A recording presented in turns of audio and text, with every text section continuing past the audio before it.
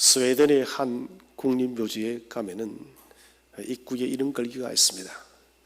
어제는 이름 모를 어느 한 사람이 이곳에 묻혔습니다. 그리고 내일은 어쩌면 당신이 이곳에 묻힐지 모릅니다. 무슨 말인가요? 사람은 모두 죽는다는 것입니다. 때가 되어지면은 인생의 한계의 때가 찾아오면 반드시 우리는 이 땅을 마칠 수밖에 없는 것입니다. 세상의 모든 생명을 가진 존재는 마지막이 있다는 것을 우리는 잊지 말아야 됩니다. 인생이 가치가 있는 것은 유한적이기 때문에 가치가 있는 것입니다. 사람이 무한하게 산다면 우리는 인생의 시간을 소중히 여길 줄 모릅니다. 그러나 사람의 시간이 한정되어져 있기 때문에 사람들은 어찌하든 자기에게 주어진 인생의 시간을 가치 있게 만들려고 하고 있습니다. 우리가 알다시피 죽음이라는 것은 아담의 범죄로 말미암아서 죽음이 찾아왔습니다. 아담의 범죄로 말미암아서 타락하게 되었고, 타락의 결과로서, 죄의 결과로서 사망이 찾아왔다는 것이죠. 아담이 범죄하고 난 뒤에 하나님께서는 인류를 구원하기 위한 계획을 세우십니다. 구원의 계획을 주도하신 분은 바로 성부 하나님이 되십니다. 이 구원 계획을 집행하시고 실행하시는 분은 성자 예수 그리스도십니다. 그리고 주님께서 재림하시는 그날까지 우리의 구원을 지키시고 보존하시는 분은 바로 보혜사 성령 하나님이 되어지십니다.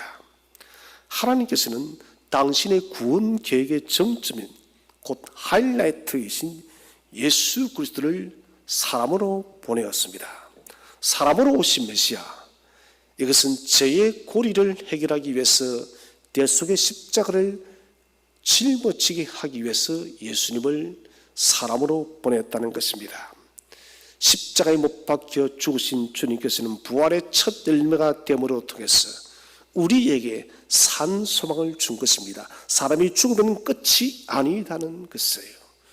죽고 난 뒤에 우리가 주님처럼 다시 부활해서 영원토록 살 것이라는 것을 주님은 당신 스스로가 부활의 첫 열매가 되심을 통해서 우리에게 친히 증명하셨습니다.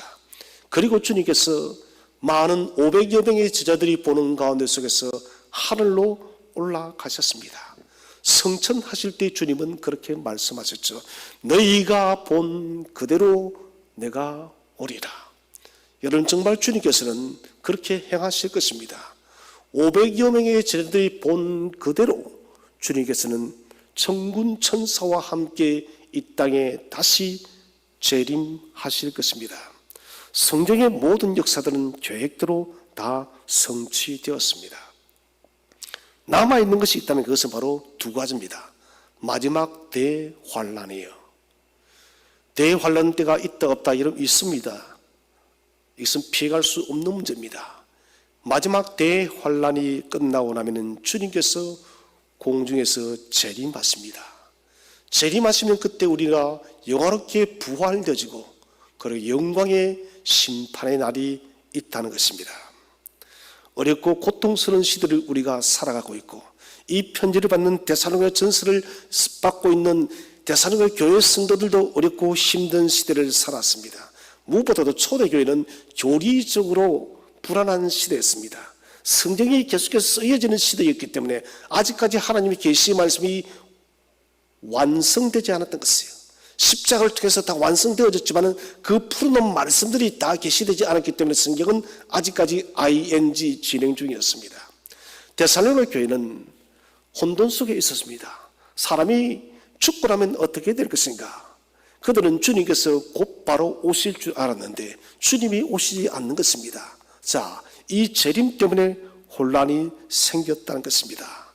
무엇보다도 당장 죽음에 임박한 사람들입니다. 이 사람들이 죽으면 어디로 갈 것인가?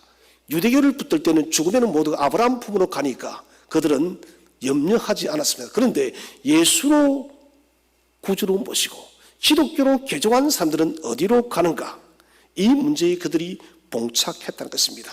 그래서 이 재림의 사상 때문에 초대교회는 여러 가지 많은 혼란이 있었다는 것입니다. 어떤 사람들은 유대교로 다시 돌아가야 된다. 아니다. 유대교와 기독교를 함께 접목시켜야 된다. 다 신교입니다. 범신론이에요. 잘못된 것입니다. 곧 초대교회에 예수의 부활이 정립되지 않았기 때문에, 재림이 정립되지 않았기 때문에 이런 혼란 가운데 있었던 것입니다. 재림 전에 죽으면 끝인데, 특별히 나이 든 성도들에게 이 문제는 심각한 문제죠. 그렇지 않습니까? 사실 죽음을 눈앞에 둔 사람보다 여러분 힘겨운 사람은 아무도 없습니다. 이런 두려움이 임박해 있을 때 바울이 데살로니가 교인들에게 편지를 쓰고 있다는 것입니다. 첫 번째로 우리가 생각할 것은 재림을 맞이하는 성도의 두 가지의 삶의 자세입니다. 우리 앞에 좀 성경으로 돌아가도록 하겠습니다. 데살로니전서 3장 13절 말씀입니다. 다 함께 한번 합독하도록 하겠습니다. 시작. 너희 마음을 굳건하게 하시고 우리 주 예수께서 그의 모든 성도와 함께 강림하실 때 하나님 우리 아버지 앞에서 거룩함에 흠이 없게 하시기를 원하노라. 아멘. 사도 바울은 재림을 맞이하기 전에 먼저 성도들이 가져야 될 두 가지의 삶의 자세를 언급하고 있습니다.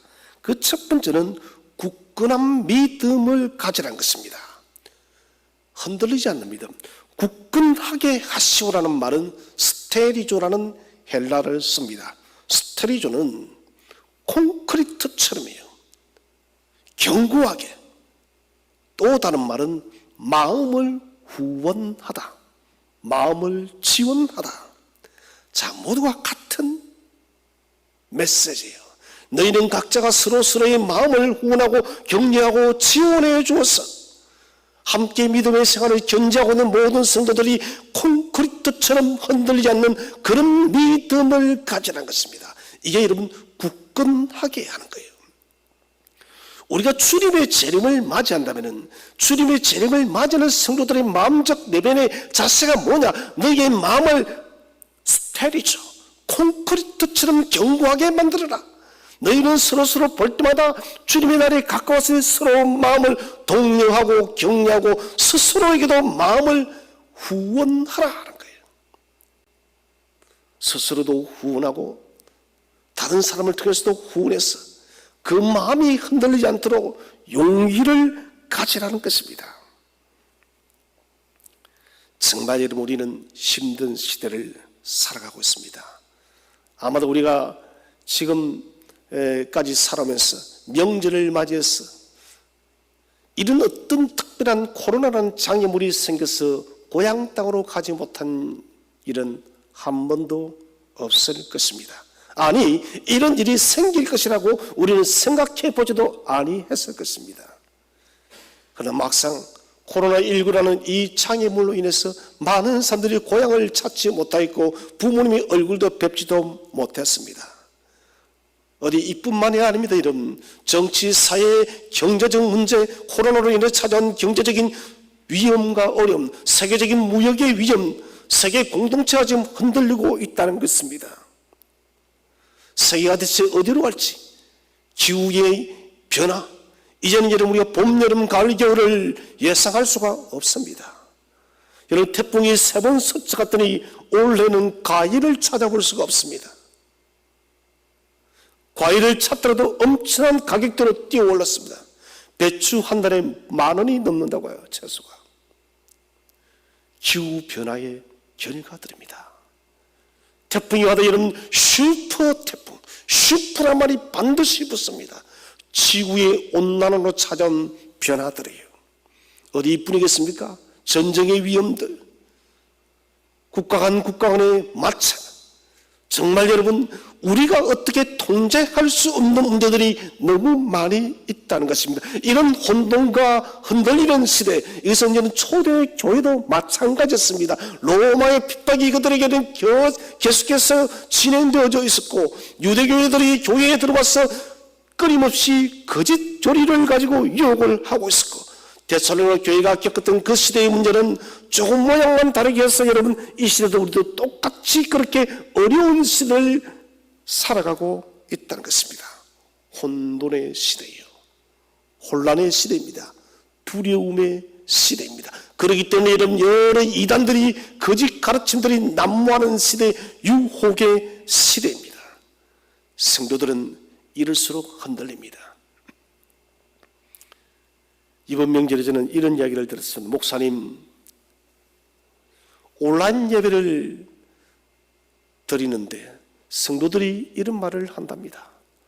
교회 가지 않아서 참 편안해. 누워서도 예배 드릴 수 있고 괜찮다고. 저는 그 말을 들으면서 마음이 쓰라렸어요. 제가 기대하는 것은 무엇이었는가? 우리가 온라인 예배를 통해서 우리의 허물과 우리의 죄악과 우리의 예배를 막으신 하나님의 뜻을 우리가 발견하고, 왜 우리가 이렇게 온라인으로 예배를 드릴 수밖에 없는가를 깨닫고, 예배에 대한 소중함과 사랑과 갈망을 가지게 하는 것이 저의 기도의 제목이었는데 편하다는 것입니다. 상실감이 들었습니다. 여러분, 이스라엘이 왜 망했습니까? 여러 가지 많은 이유들이 있지만 제일 핵심은 가나안의 문화였습니다. 가나안의 문화를 그들은 흡수했던 것입니다. 가나안의 신을 받아들였고, 가나안의 풍속을 받아들였고, 가나안의 생활을 받아들임을 통해서 그들은 오직 여호와를 섬기는, 유일하신 하나님을 섬기는 그런 절대적 믿음을 버렸던 것이에요. 혼합주의입니다.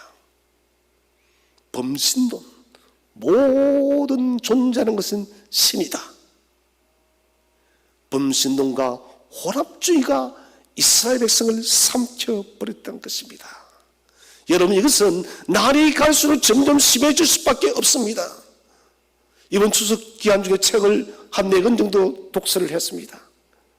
책들을 읽으면서 저는 그런 의문을 가졌습니다. 왜 뛰어난 작가일수록 사상이 이렇게 범신론적일까? 자기가 하나님을 믿으면서도 왜 그들은 절간을 두드리고 절간에서 돌을 튼다고 할까? 그리고 하나님을 믿는다고 하면서도 그들은 절간에도 부처에도 구원이 있고 알라에도 구원이 있고, 참 마음이 답답했습니다. 무엇입니까? 이것은 자기 믿음이 스테리조 되지 않다는 것이에요. 스테리조, 콘크리트처럼 믿음이 견고하지 않다는 것입니다. 이것은 날이 갈수록 여러분 점점 심해집니다. 그러므로 지금 우리가 주님의 재림을 맞이하는 이때에 우리가 견제해야 될 마음은 스테리조예요.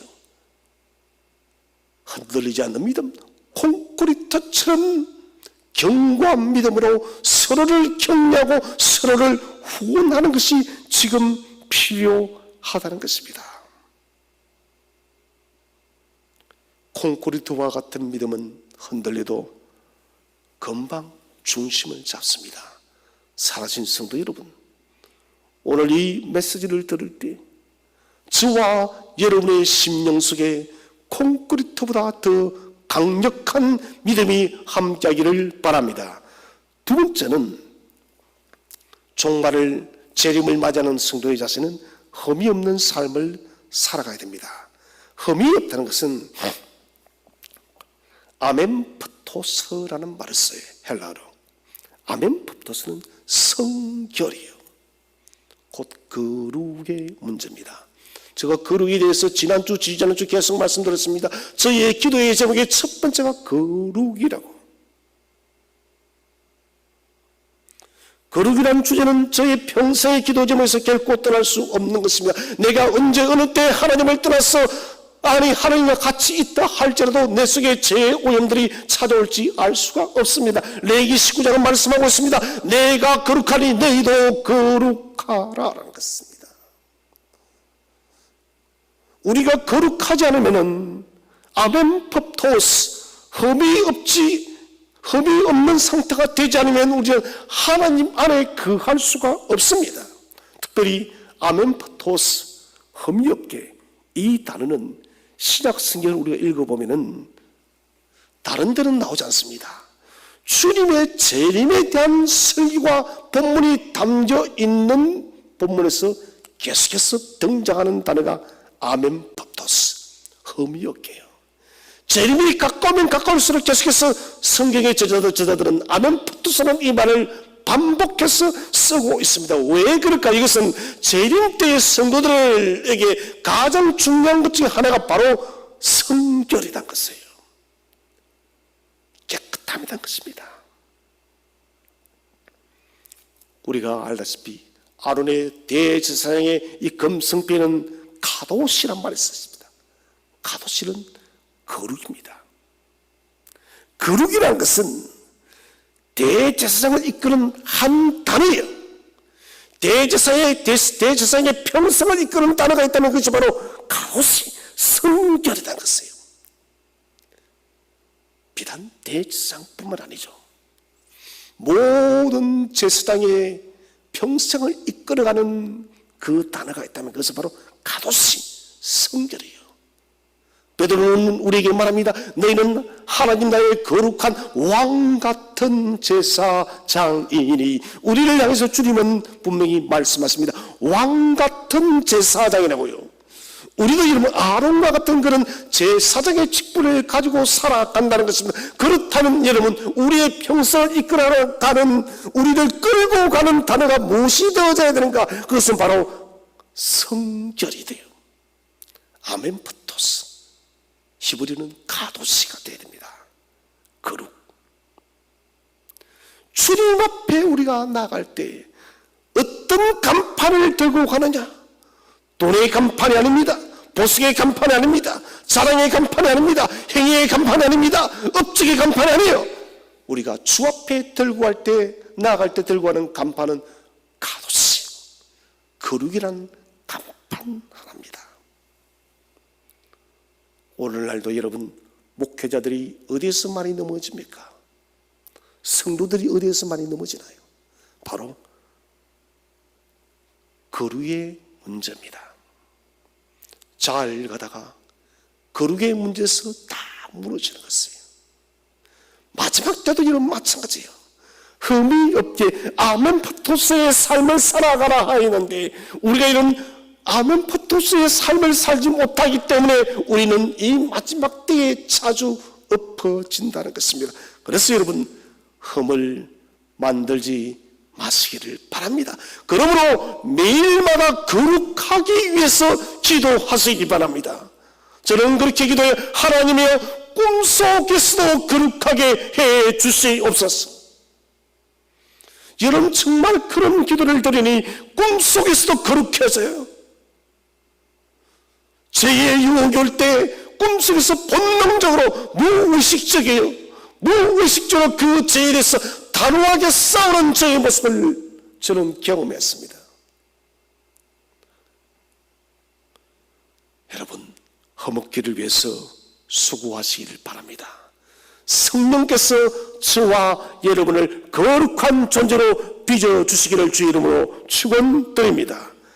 굳건한 믿음과 거룩의 문제, 이것은 별개의 문제가 아닙니다. 동전의 앞뒤와 똑같은 것입니다. 믿음이 굳으면 거룩한 생활이 찾아오게 되고 거룩이 있으면 여러분 믿음이 굳을 수밖에 없습니다. 믿음이 있고 거룩은 없고 거룩은 있고 믿음은 없고 이것은 존재할 수가 없다는 것입니다. 믿음이 콘크리트처럼 견고하면 스테레오가 되어지면 당연히 여러분 아멘푸토스 거룩이 온다는 것이에요. 아멘푸토스 거룩이 있는 사람은 스테리죠. 믿음이 콘크리트처럼 견고할 수밖에 없는 것이에요. 믿음이란 것이 종말적 재림의 신앙에 대한 우리 인간의 사람의 성도의 내면적인 고백이라면 거룩이란 것은 보이지 않는 것을 믿음으로 나타내는 고백이에요. 나의 거룩이라는 것은 보이지 않지만 생활로서 나타내는 것이 바로 거룩이라는 것이에요. 생활 속에서 거룩이 나타나지 못한다면 그 사람은 여러분 거룩함이 없는 것입니다. 적당주의의 믿음과 거룩은 없습니다. 적당한 믿음, 적당한 거룩이 없다는 것이에요. 전적인 믿음이요 전적인 거룩이라는 것입니다. 하나님은 흙과 백이 섞인 곳에 거하시는 분이 아니에요. 하나님은 온전한 믿음이에요. 온전한 거룩이 위에 임재하시는 분이십니다. 그래서 우리는 믿음의 견고함과 거룩의 생활을 우리의 삶 속에서, 생활 속에서 입증해야 됩니다. 믿음과 거룩의 삶이 견고하게 서 있지 못하다면 우리는 종말을 견딜 수가 없습니다. 재림의 임박한 이때를 이겨낼 수가 없다는 것입니다. 이런 마귀라는 것은 지금도 삼킬 자를 찾기 위해서 우는 살처럼 두루 다닌다 했습니다. 사자가 토끼 한 마리를 잡을 때 여러분 100m를 5초에 달린다고 합니다. 100m를 5초에 달려서 토끼를 사냥한다. 순식간에 잡아채는 것입니다. 우리가 믿음과 거룩의 빈틈을 두는 그때 사탄은 순식간에 우리를 잡아채는 것입니다. 그래서 믿음과 거룩의 삶이 견고하게 서 있어야 됩니다. 그래야만 우리는 재림을 맞이하는 이때를 믿음으로 승리할 수가 있습니다. 두 번째로 생각할 것은 우리 주님께서 재림할 때에 주 안에서 먼저 죽은 자와 이미 세상을 먼저 떠난 사람들요, 그리고 살아서 주님을 만나 뵙는 자들은 어떻게 되는가? 서두에 제가 말씀드렸습니다. 먼저 죽은 자들도 문제가 되어지고 죽음에 임박한 사람들, 또 그리고 젊지 많은 살아서 만약에 주님이 오신다면 우리는 어떻게 되는가? 이 모든 것이 초대교회가 성경이 완성되어져 가는 시기에 있었기 때문에 혼돈한 가운데 있었습니다. 먼저 첫 번째 생각할 것은 자는 자들의 문제입니다. 자는 자들은 주 안에서 먼저 죽은 자들입니다. 자는 자들에 대해서 성경은 말하고 있습니다. 주님께서 재림할 때에 함께 데리고 오신다. 우리 14절 말씀을 다 함께 읽어보겠습니다. 시작. 우리가 예수께서 죽으셨다가 다시 살아나심을 믿을진대 이와 같이 예수 안에서 자는 자들도 하나님이 그와 함께 데리고 오시리라. 아멘. 자, 14절에 주께서 예수 안에서 자는 자들도 하나님이 그와 함께 데리고 오시리라. 먼저 우리가 오늘 읽지는 않았지만 13절에 보시면 이렇게 성경이 기록을 하고 있습니다. 형제들아, 자는 자들에 관하여는, 자는 자들, 잔다는 것은 코이 마오란 헬라어를 쓰는데 계속 잠에 빠져 있다는 것입니다. 나사로가 죽었을 때 주님은 나사로 죽었다 하지 않았습니다. 나사로가 잠이 들었다 했습니다. 나사로는 잠이 들어 코이 마오, 계속 잠을 자고 있는 거예요. 여러분, 성도들이 우리가 밤에 잠을 자는 것은 코이마오예요. 곧 이것은 일종의 하나의 죽음인 것입니다. 내 의식대로 마음대로 할 수 있는 것이 아닐까요? 그런데 우리는 일반적인 잠은 깹니다. 적당한 시간에 되지면. 그러나 육신이 코이마오, 잠을 자는 상태는 계속해서 자는 것입니다. 언제까지? 이 육체가 자고 있는 육체가 주님께서 재림하는 그날까지. 신자가 죽으면 분리되어집니다. 육체는 흙으로 무덤에 묻히고 영혼은 누가복음 23장 43절에 주께서 우편강대에 네가 나와 함께 어디에 있으리라? 나 후원에 있으리라. 영과 육이 분리가 되어진다는 것입니다. 주님 오실 때 여러분, 잠자던 무덤 속에서 잠자던 흙이 되었던 육체가 부활하는 것입니다. 어떤 분들이 그렇게 물어요. 목사님, 사람이 죽으면은 썩어서 다 흙이 되는데 그게 어떻게 다시 모여지냐고. 그리고 수많은 시신들을 찾지 못한 사람은 어떻게 되냐고. 여러분, 에스겔서 37장에 보십시오. 수많은 뼈들이 각기 자기의 뼈들을 찾아갑니다. 전능하신 하나님께서는 육체의 부활을 이루는 데는 불가능한 게 없는 것입니다. 시신이 태평양에 떨어져도 상관이 없어요. 인도양에 떨어져도 어디에 있는지 몰라도 괜찮아요.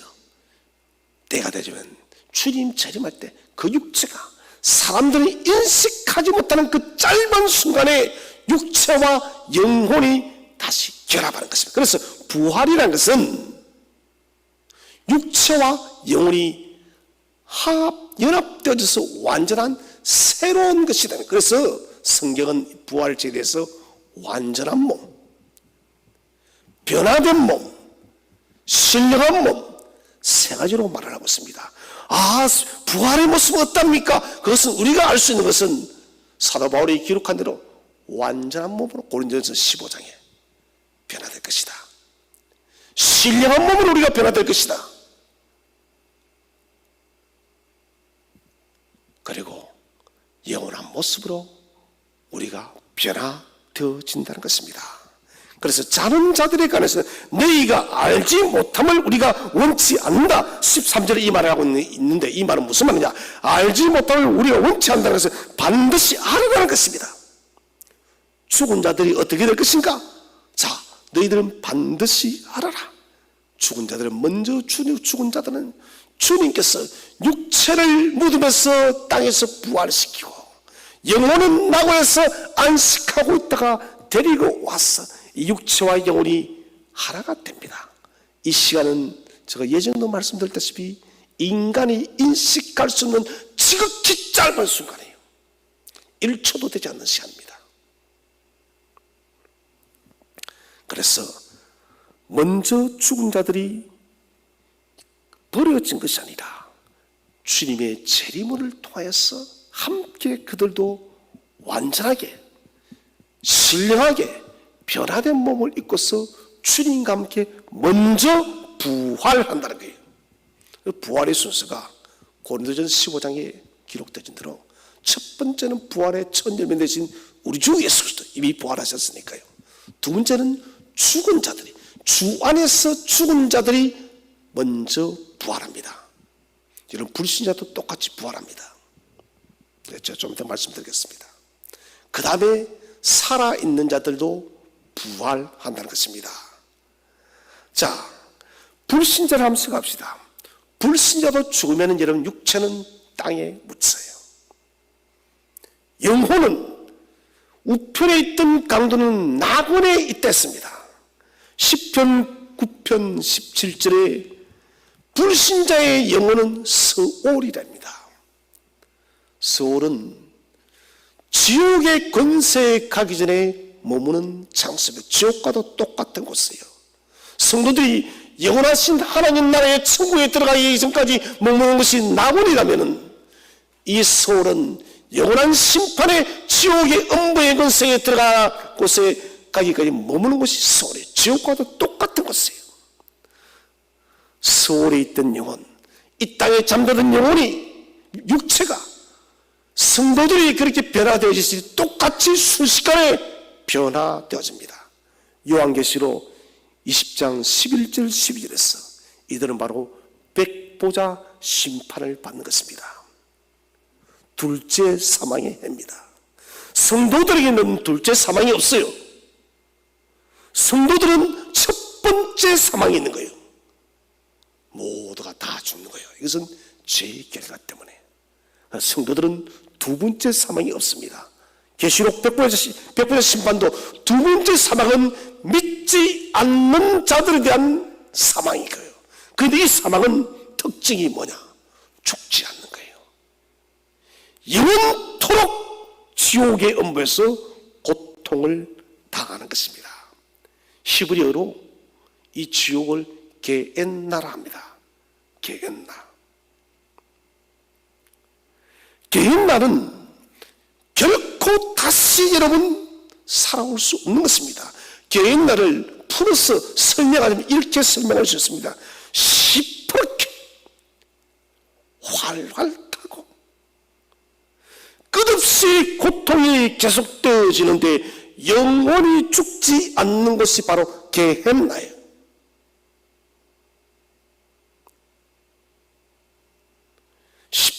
그렇게 화를 타고 고통은 끝없이 계속 떠지는데 영원히 죽지 않는 것이 바로 개hen나라는 거예요. 이게 바로 둘째 사망에 해당하는 것입니다. 우리가 감사해야 될 것은 성도에게는 둘째 사망이 없다는 것입니다. 이것이 여러분 십자가의 은혜요 십자가의 능력임을 믿으시기를 바랍니다. 바울은 종말의 시대에 주님의 재림을 바랄 때 성도들은 어떻게 되어지는가 계속해서 이야기를 하고 있습니다. 여러분 들어가면 다시 나올 수 없는 곳이 죽음 이후예요. 육체의 호흡이 심장이 멈추는 그것으로 인생 여러분 이 땅의 모든 것은 이제 결과만이 기다리고 있는 것입니까? 있다는 것입니다. 천국의 소유자인가? 개인나에 머무를 자인가? 재림이란 것은 성도들에게 우리가 심판된 이것은 상급의 날입니다. 성도들에게는 죄에 대한 심판의 날이 아니라 상급을 받는 날입니다. 로마 시대에 성전한 군대가 시가지를 행진합니다. 여러분 그때 향로를 태워요. 먼 곳에 떨어져도 로마 시민들이 이 향기를 맡으면 우리 로마 군대가 승리했구나. 그 향기는 승리의 향기입니다. 그러나 그 군대의 시가 행진 뒤에는 제일대 포로들이 끌려옵니다. 포로들에게는 이 향기는 사망의 향기인 것입니다. 그들에게는 고통의 향기지만 그러나 로마 시민에게는 그 향기는 기쁨과 승리의 향기라는 것입니다. 인생은 살아서는 다시 도전할 수 있습니다. 7번, 8번, 9번, 10번 돼요. KFC를 만든 그 창시자 할아버지는 1008번을 거절을 당했지 않습니까? 자기가 만든 이 치킨을 좀 받아가지고 사업을 좀 하려고 하는데 1008번 사장들이 다 거절을 하더라는 거예요. 1009번째야 비로소 한 가게에서 당신의 치킨을 우리가 받겠다고. 이 켄터키 프라이드 치킨 KFC 1008번 실패도 한 번 도전 다 할 수 있어요. 그런데 죽고 나면은 패자 부활전이 없습니다. 재기 불가합니다. 세상은 잠시 지나는 증거장이에요. 영원히 머물 것처럼 생각하지 마십시오. 길어야 100년의 인생이 되는 것입니다. 삶의 방식을 바꾸십시오. 종말적 재림의 신앙의 삶으로 바꾸시기를 바랍니다. 두 번째 우리가 생각할 것은 살아있는 자는 어떻게 될 것인가? 살아있는 자는 끌어올림을 받아 부활의 영광체로 변모하는 것입니다. 죽은 자들이 육체가 먼저 일어나고 영혼이 낙원에서 안식하다가 하나가 되어진다면 산자는 끌어올리는 거예요. 자, 이때 징조가 있습니다. 징조가. 우리 16절 말씀을 다 함께 한번 읽어보겠습니다. 16절 시작. 주께서 호령과 천사자의 소리와 하나님의 나팔 소리로 친히 하늘로부터 강림하시리니 그리스도 안에서 죽은 자들이 먼저 일어나고. 아멘. 아멘. 자, 끌어올림을 받을 때 징조가 세 가지. 첫째는 호령, 명령의 소리입니다. 군사 용어예요. 격려의 함성입니다. 우리 주님의 그 영광스러운 그 재림 앞에 천군 천사들이 큰 함성을 내는 거예요. 주님께서도 여러분 음성을 냈습니다. 모든 자는 자들을 깨우는 위대한 음성이 바로 호령이에요. 두 번째는 천사장의 소리입니다. 이것은 예수님의 재림을, 예수님의 강림을 알리는 가장 위대한 소리가 천사장을 통해서 들린다는 것입니다. 세 번째는 나팔 소리입니다. 구약시대의 나팔 소리는 하나님의 임재의 상징이었습니다. 마찬가지로 주님께서 이 땅에 다시 재림하실 때도 주께서 하늘의 하나님이 이 땅에 임재한다는 것을 알리기 위해서 나팔 소리가 울린다는 것입니다. 주님의 강림과 주님의 재림과 동시에 죽은 자들이 먼저 살아나고 부활하고, 그 다음에 이제는 살아있는 자들이 끌어올림을 받는 것입니다. 자, 오늘 이 17절을 다시 읽겠습니다. 17절 시작. 그 후에 우리 살아남은 자들도 그들과 함께 구름 속으로 끌어올려 공중에서 주를 영접하게 하시리니 그리하여 우리가 항상 주와 함께 있으리라. 아멘. 자, 17절을 보면 끌어올려. 데살로니가전서 전체에서 가장 중요한 단어가 뭐냐? 바로 끌어올려입니다. 끌어올려는 헬라어로 하르파조라는 말이죠. 하르파조. 잡다, 낚아채다입니다. 사도 바울은 하르파조라는 이 말을 쓸 때 사해바다에서 어미 독수리가 아기 독수리를 훈련시키는 것을 상상하면서 이야기를 하고 있습니다. 우리가 잘 알다시피 어미 독수리가 아기 독수리를 훈련시킬 때 여러분 아주 높은 곳에 올라가서 아기 독수리를 땅에 떨어뜨려요. 아기 독수리가 날 수가 없어서 땅에 충돌하기 직전에 하르파조, 낚아채는 거예요. 독수리가 시속 80km 난답니다. 시속 80km의 그 빠른 속도로 날아서 아기 독수리 땅에 부딪히기 직전에 낚아채서 끌어올리는, 이게 하르파조예요. 사도 바울은 주님 재림 때에 살아있는 자들 그렇게 하르파조, 낚아채어서 순식간에 우리를 끌어올릴 줄로 믿으시기를 바랍니다. 우리가 계산할 수 있는 시간이 아닙니다. 시속 80km가 아니에요. 사람이 계산할 수 없는 그 속도의 시간으로 하르파조, 주께서 우리를 살아있는 자를 낚아채서 끌어올리는 것입니다. 이것을 사람들이 랩튜어, 휴거라는 말을 쓰는데 이 잘못된 거예요. 휴거라는 말은 성경에 없습니다. 끌어올리려는 이 말씀을 제롬이 번역하다가 랩튜어라는 말을 만드는데 랩튜어라는 말은 없어요. 끌어올리는 거예요. 낚아채다, 하르파조입니다. 그래서 우리는 이제 앞으로 휴거라는 말을 쓰지 마세요. 성경적이 아닙니다. 끌어올려, 정확하게 하르파조, 낚아채다. 주께서 우리를 낚아채듯이 하늘로 높이 데리고 오는 거예요. 하르파조의 순간, 낚아채는 그 순간 산자의 몸이 변화될 줄로 믿으시길 바랍니다. 참 우리의 몸이 얼마나 많은 문제를 가지고 있습니까? 저는 자주 보진 않지만 유튜브를 통해서 가끔씩 보면 생사병로의 비밀, 사람은 왜 태어나서 왜 죽고 왜 늙는지, 그리고는 좀 더 건강해지기 위해서 이렇게 살아나고 건강강자가 얼마나 많은지 모르겠습니다. 여러분, 그래도 우리는 몸이 늙고 세지고 병이 들고 아파서 죽는 거예요. 얼굴을 가만히 한번 보세요. 그 얼굴은 그 사람이 살았던 인생 전부를 다 말하는 것이에요. 고난 없는 인생 아무도 없습니다. 여러분, 수고로움이 땀과 눈물이 얼굴 속에 다 배어져 있다는 것입니다. 그런데 하루파죠, 낚아채는 그 순간에 저와 여러분이 완전하게 영화롭게 변화될 줄로 믿으시기를 바랍니다. 근심도 염려도 아픔도 고통도 눈물도 아무것도 없는 완전한 모습으로, 신령한 모습으로 우리가 변한다는 것입니다. 그래서 재림 때에 끌어올려, 이 하루파주는 변화의 시간입니다. 영광의 모습으로 변하는 시간이 바로 끌어올려 하루파주입니다. 우리는 기도해야 됩니다. 끌어올리도록.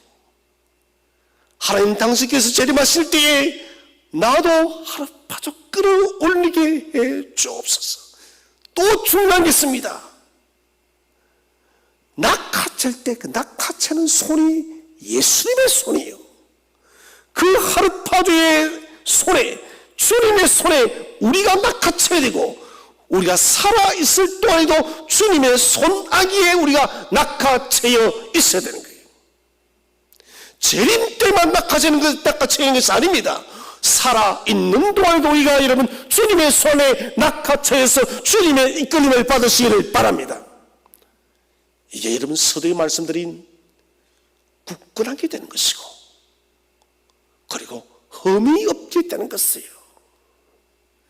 주님께서 낚아챌 때, 살았어 우리가 살아있을 때 주님이 우리를 낚아챌 때, 그때도 주님 손 안에 계시고, 주님께서 재림의 영광으로 이 땅에 임재하실 때, 우리를 낚아챌 때, 그때도 주님의 손 안에 거하시기를 바랍니다. 그 손 안에 저와 여러분이 있어야 되고, 내 안에 내 남편이 있어야 되고, 내 자녀가 있어야 되고, 내 형제, 내 이웃이 있어야 될 줄로 믿으시기를 바랍니다.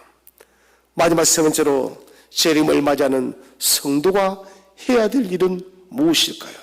그것은 서로 위로하는 것입니다. 자, 우리 마지막 18절을 함께 읽겠습니다. 시작. 그러므로 이러한 말로 서로 위로하라. 앞에서 말씀한 영광스러운 말을 가지고 죽은 자들이 먼저 일어나고 완전하게 신령하게 변화된 모습으로 우리가 변화되어서 부활할 것이고, 주님께서 하루파죠 우리를 낚아채서 공중으로 끌어올릴 것이다. 그 영광스러운 그 주님의 부활의 모습을 우리가 변모되어질 것이니 이런 말을 가지고 너희는 서로 위로하라는 것입니다. 영광의 재림과 부활의 변화, 끌어올림을 기억하면서 너희는 서로 위로하라. 지금 비록 우리가 고통스럽고 힘들고 어려운 인생길을 걸어가지만은 주님께서 천군 천사와 함께 나팔소리 울리며 이 땅에 재림할 때에 살아가는 우리의 먼저 떠났던 믿음의 성도들이 우리 부모님들을 우리의 영광 중에 다시 만날 것이고, 우리도 저기 주님의 손에 끌어올림을 받아서 변화돼서 우리가 다시 만날 것이니 성도들아 힘을 내어라는 것이에요.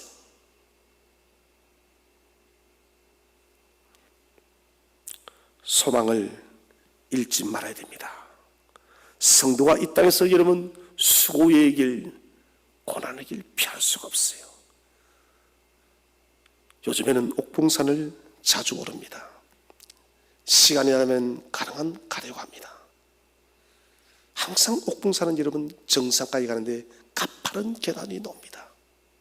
힘들어요. 그런데 저는 그 계단을 밟을 때마다 이런 생각을 합니다.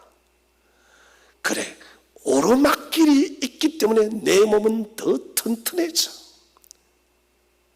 오르막길이 있기 때문에 다리의 근육은 더욱더 튼튼해지고 심장도 더욱더 튼튼해질 것이야. 그리고 오르막길을 가면은 내가 가야 되는 목적지로 이 길은 나를 인도할 것이야.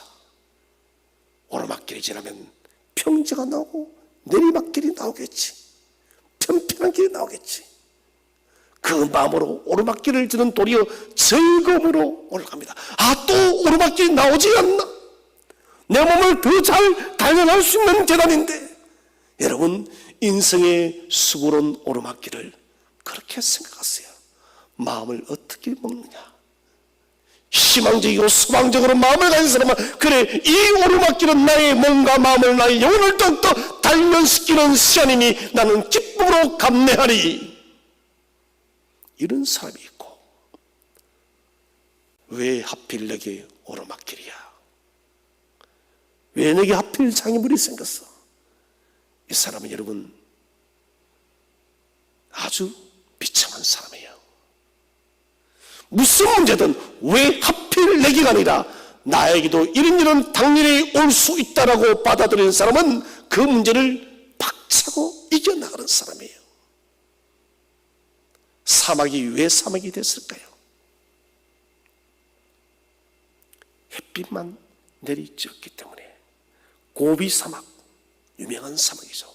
고비 사막에 가면 이런 전설이 있습니다. 고비 사막은 원래 사막이 아니었다고 합니다. 너무 많은 비가 내린 곳이었어요.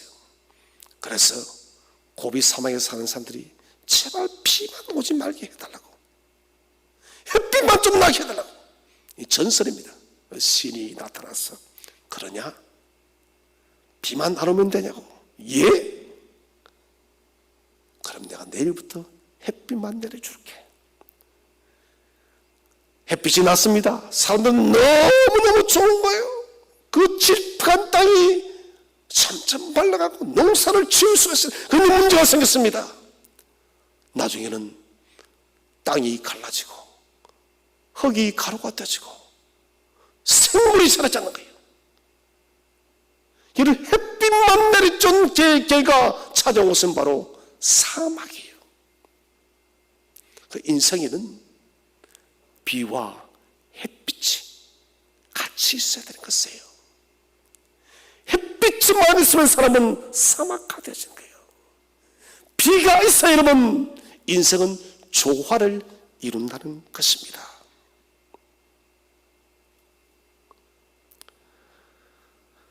힘들어도 너무 힘겨워하지 마시고 소망을 잃지 마시기 바랍니다. 끌어올려 주께서 우리를 끌어올려 har파도 되어지는 날이 오는 것을 기대하십시오. 영광스럽게 변화되질 날을 기대하십시오. 그래서 위로하시기 바랍니다. 성도가 성도를 많이 위로해야 된다는 것입니다. 그 다음에 행동으로 본을 보여주시기 바랍니다. 마지막 시대를 나는 이렇게 이기며 살아가고 있노라고 성도들에게 세상에게 증거하시기를 바랍니다. 살아신 성도 여러분, 믿음에 굳게 서시기를 바랍니다. 구원에 흔들리지 마시기 바랍니다.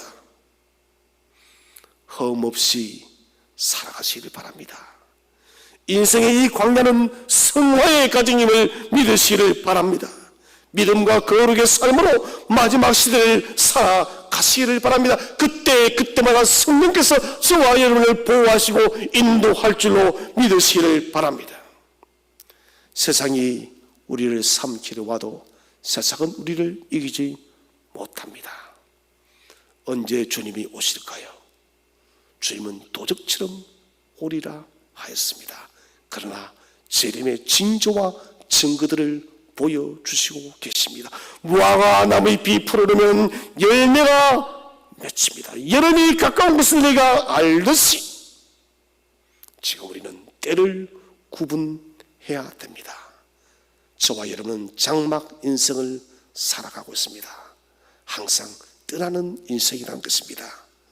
마지막 때에 내가 할 일은 더욱더 우리 인생의 표대를 정확하게 바라보고 궁극적인 승리의 그날까지 잠자지 않는 살구나무가 되어서 주께서 도적처럼 오실 때 영광 중에 주님을 만나 뵙는 저와 여러분 되시기를 주의 이름으로 축원드립니다.